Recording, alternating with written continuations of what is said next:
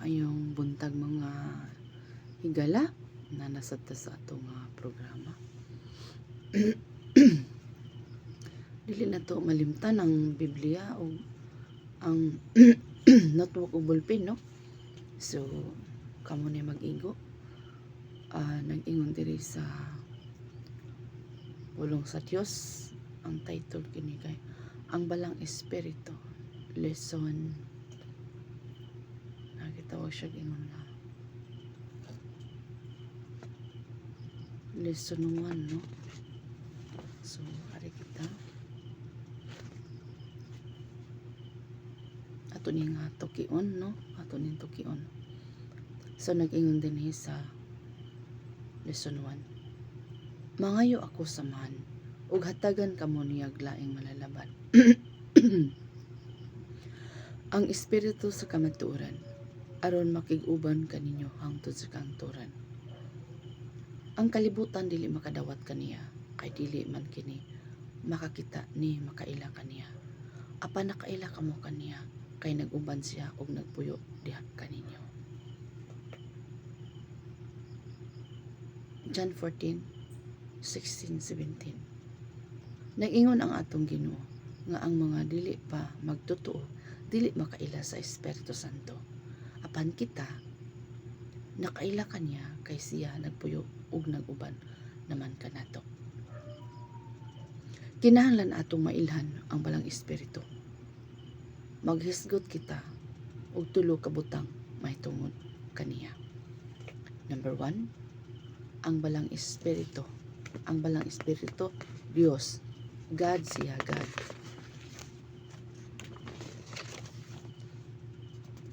Okay. Number 2, ang balang espiritu, person. Number 3, ang balang espiritu mao ang Dios nga ana karon, God of the now. So, anita atong isa-isahon.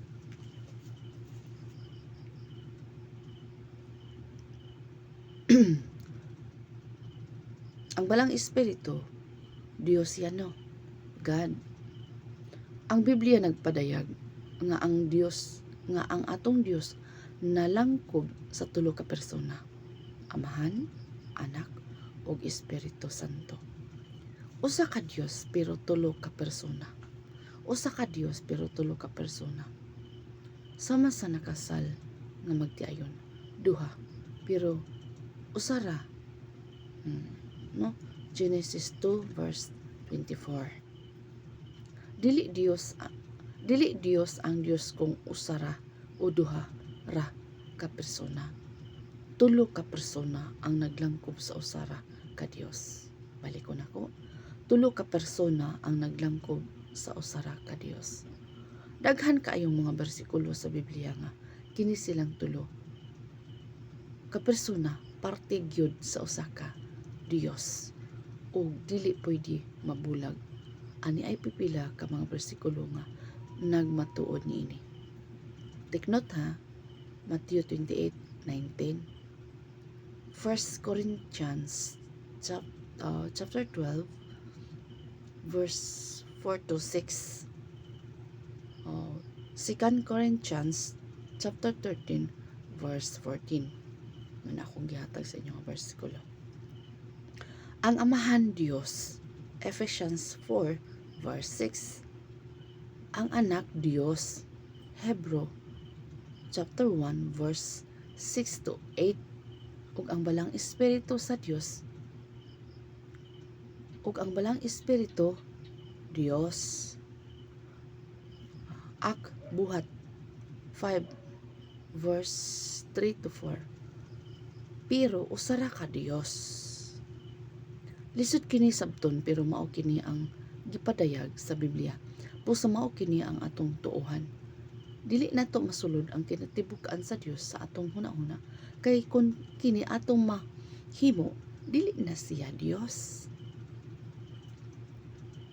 Ang iyang gipadayag pinaagi sa Biblia atuapan ang wala dili na nato uting kayon. Deuteronomy 29:29. No? Dili na nato uting kayon. Wala na diha. Kay dili na po na siya matawag Dios kung pakabalo na ta sa tanan. Ang balang espiritu Dios tungod kay number 1, naa siya bisan asa. Psalms 139 verse 7, omnipresent. Omnipresent. Number 2, kahibalo siya sa tanan. Omniscient. 1 Corinthians chapter 2 verse 10 to 11. Number 3, gamahanan siya sa tanan. Omnipotent. Psalms 104 verse 30. Number 4, wala siya sinugdan o katapusan. Eternal. Hebrew 9 verse 14. Ang balang espiritu dili ubos sa amahan ug sa anak kun dili katupong. Ang balang espiritu dili ubos sa amahan ug sa anak kun dili katupong. Matthew 28:19. Tungod kay Dios ang Espiritu Santo, pwede siya himayaon, simbahon ug daygon sama sa atong ginabuhat ngadto sa aman ug sa anak. Dili masina ang amahan ug ang anak kung ato kining buhaton kay wala kana kanila. Hinuon malipay sila kay atong giila ang Espiritu Santo sa iyang pagkasiya usa ka Dios. Ato nasabtan. Arta number 2, ang balang espiritu persona. Sa nasulti na sa unahan, ang atong Dios usara pero nalangkob sa tulo ka persona. Ang amahan dili mao ang anak, ug dili usab siya mao ang Espiritu Santo. Ang anak usab dili mao ang amahan, ug dili usab siya mao ang Espiritu Santo. Ang Espiritu Santo dili mao ang amahan, ug dili usab siya mao ang anak. Tulo ka persona ang Dios: amahan, anak, ug balang espiritu. Dili tulo ka Dios kundi tulo ka persona sa usa ka Dios. Walay problema sa kadaghanan kung moingon kita nga ang amahan ug ang anak nga si Jesus mga persona. Ato nasabtan. Kung moingon na gani kita nga ang balang espiritu persona, ang uban dili na makadawat ang ilang pagtan-aw sa Espiritu Santo gahom lang sa Dios. Kini nga pagsabot sayop og dili mabasi sa Biblia. Usbon ako, kung moingon na gani kita nga ang balaang espiritu persona, ang uban dili na makadawat ang ilang pagtan-aw sa Espiritu Santo gahom lang sa Dios. Kini nga pagsabot sayop og dili mabasi sa Biblia. Tinuod ang Espiritu Santo adunay gahom, pero una sa tanan usa siya ka persona. Wala siya'y pisikal nga lawas tungod kay siya espiritu, pero aduna siya'y personalidad. Ang balang espiritu. Number 1, adunay hunahuna, mind. Romans 8:27. Number 2, adunay kabubuton, will. 1 Corinthians chapter 12 verse 11. Number 3, adunay pagbati, emosyon. Ephesians chapter 4 verse 30. Number 4, makasulti, speaks, gipadayag. Revelation chapter 2 verse 7. Ang balang espiritu persona ug aduna siya'y sensitibo kayo nga kinaiya. Nagpasabot kini nga aduna siya'y pagbati nga pwede maapektuhan sa atong mga kinaiya ug binuhatan tungod niini ang bala.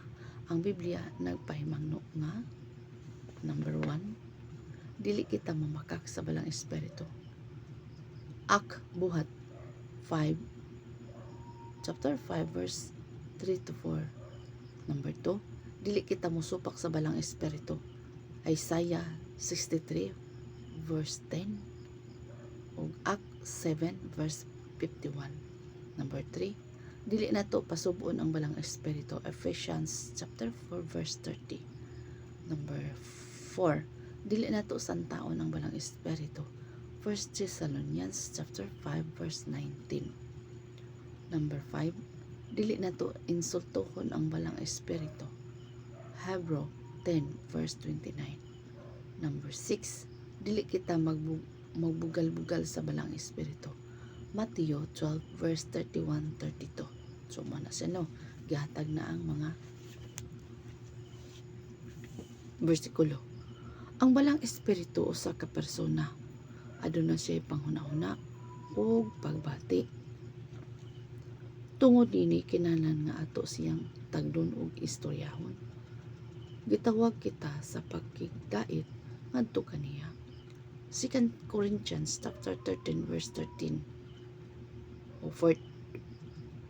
14 o ba? Philippians chapter 2 verse 1, ato siyang himuon nga amigo o suod nga higala. Dili nato siya makita pero atong mabati ang iyang presensya, no? Ug atong madungog ang iyang tingog. Magtuon kita paglakaw uban kaniya. Galatians chapter 5 verse 25. So mao ni siya ang kamatuoran. Number 3, ang balang espiritu mao ang Dios nga anaa karon, God of the now. Ang Dios Amahan ug ang Dios Anak atoa sa langit. Usbon ako, ang Dios Amahan ug ang Dios Anak atoa sa langit. Mark 16:19. Apan ang balang espiritu aniya nag-uban kanato.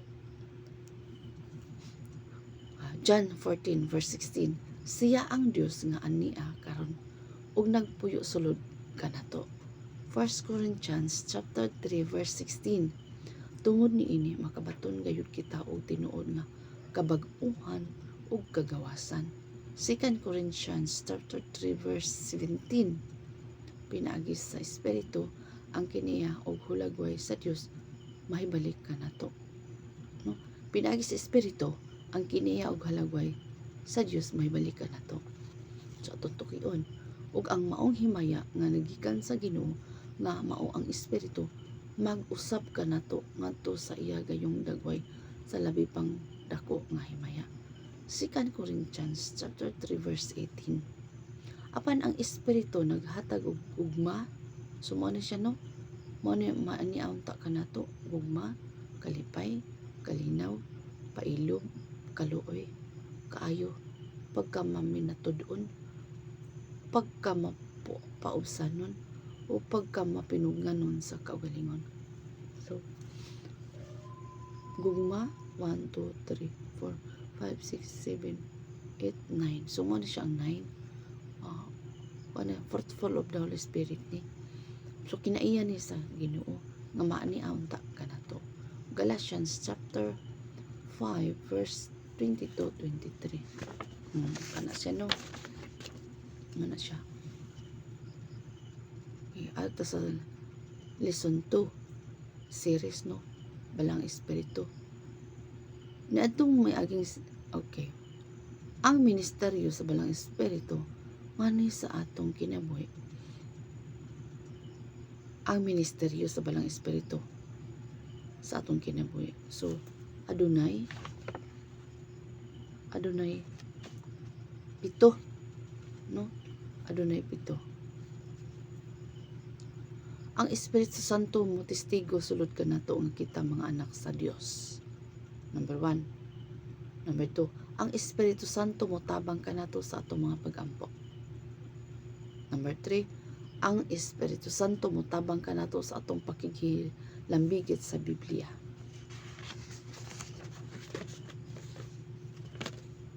Number 4, ang Espiritu Santo mo tabang kanato nga magpuyo nga balaan. Number 5, ang Espiritu Santo mo tudlo ug mugiya kanato sa tanang butang. Number 6, ang Espiritu Santo mo padayag kanato sa mga tinagong butang sa Dios. Number 7, ang Espiritu Santo mo padayag kanato sa mga butang umaabot. Amen. So ato nintag sa tagsaon.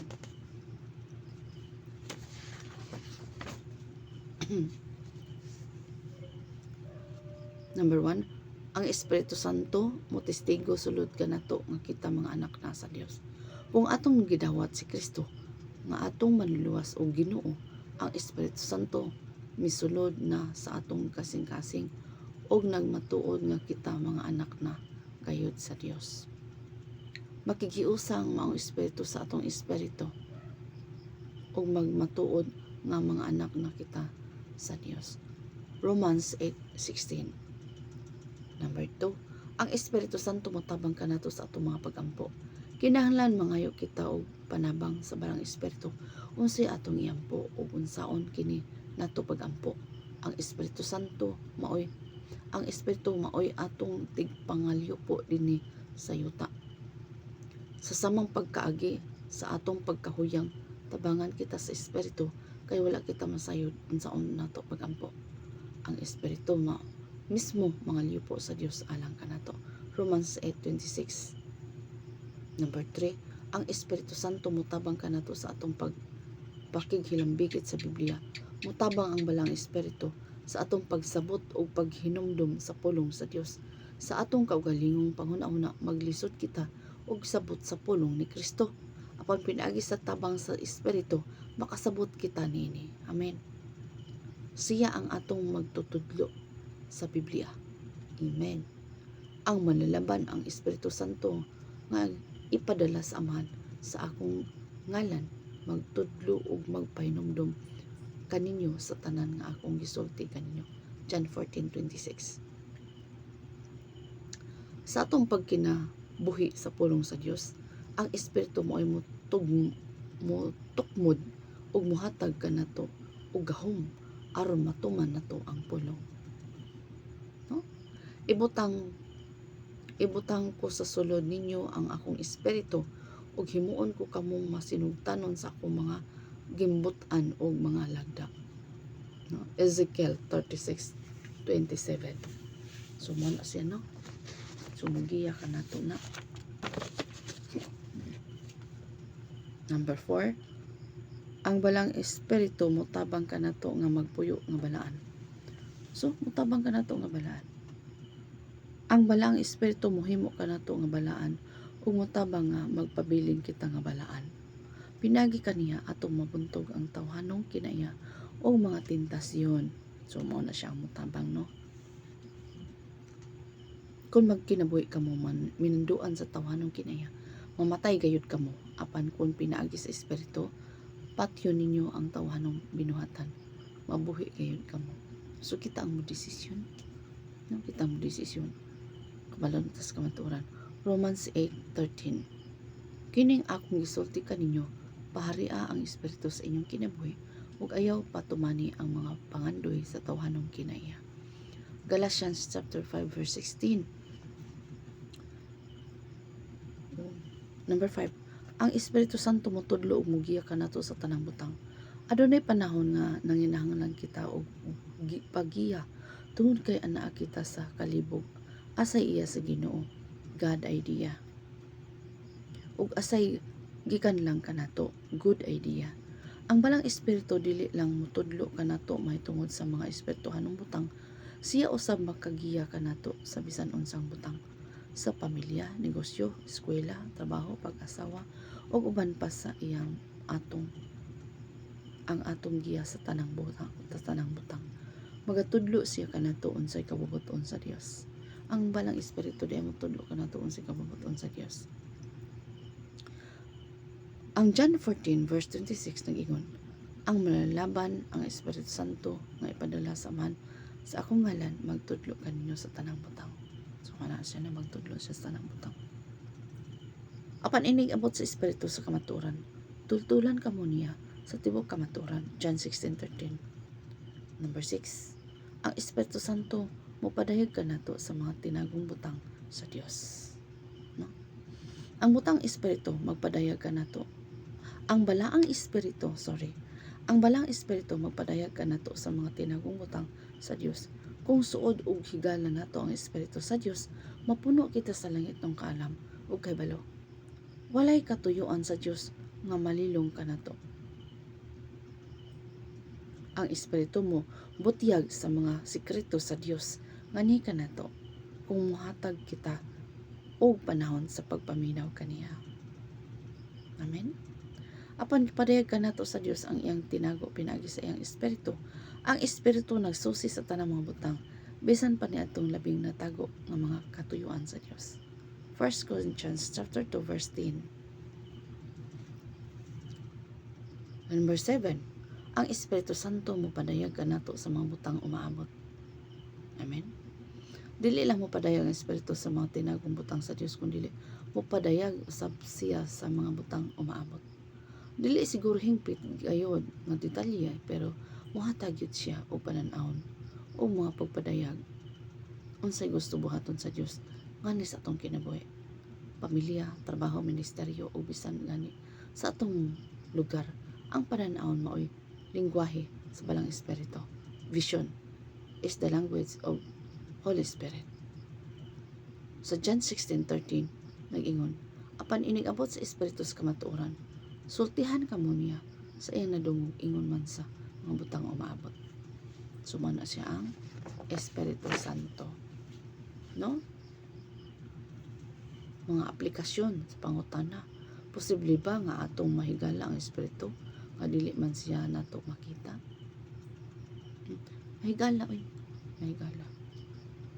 Makapuyo ba kita sa Kristohanon nga kinabuhi kung wala ang Espiritu Santo?